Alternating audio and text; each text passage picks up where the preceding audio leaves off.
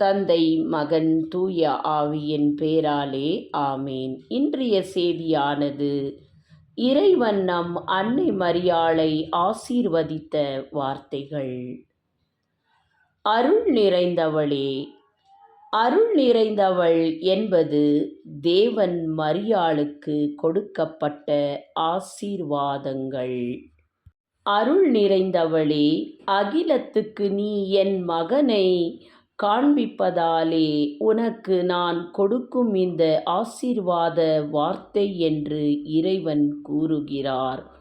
உலகில் இறைவன் உண்டாக்கிய அனைத்து பெண்களில் நம் அன்னை மிக சிறந்தவளாய் நம் இறைவனுக்கு தோன்றுகிறாள்.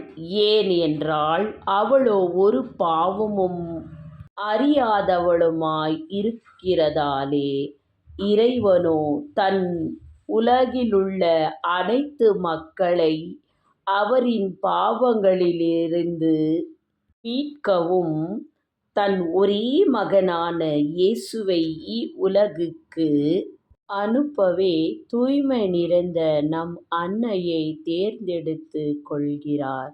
இறைவனுக்கு அன்னை மரியாள் பரிசுத்தத்தின் பெண்மணியாய் தோன்றுகிறார். ஆதலால் தன் ஒரே மகனை அவள் உதரத்தில் சுமந்திடவே தேர்ந்தெடுத்து கொள்கிறார்.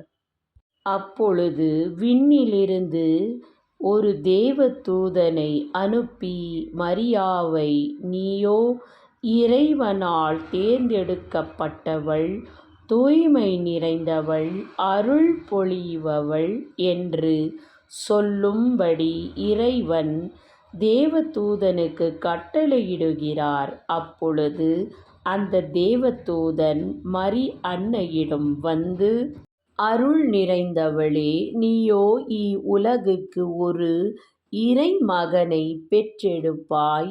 அவன் பெயர் இம்மானுவேல் என்று சொல்லப்படும்.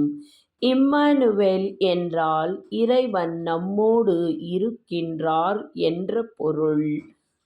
அதற்கு தேவ அன்னை இது எப்படி நிகழும் என்று கூறுகிறார். அதற்கு தேவதூதன், இது இறைவனால் நிகழப்படும் காரியமாகும் என்றார். அவளோ, நான் ஒரு கன்னியாயிற்றே என்றாள். அதற்கு தேவதூதன், இறைவனால் கூடாத காரியங்கள் எதுவும் இல்லை என்று சொன்னார். அப்பொழுது தேவ அன்னை, இறைவன் சொற்படி எனக்கு நிகழட்டும் என்றாள். ஆதலால் தான் நம் அன்னை விண்ணுக்கும் மண்ணுக்கும் தாயாய் விளங்குகிறாள். அவள் ஒரு அருள் நிறைந்தவள். ஆமேன்.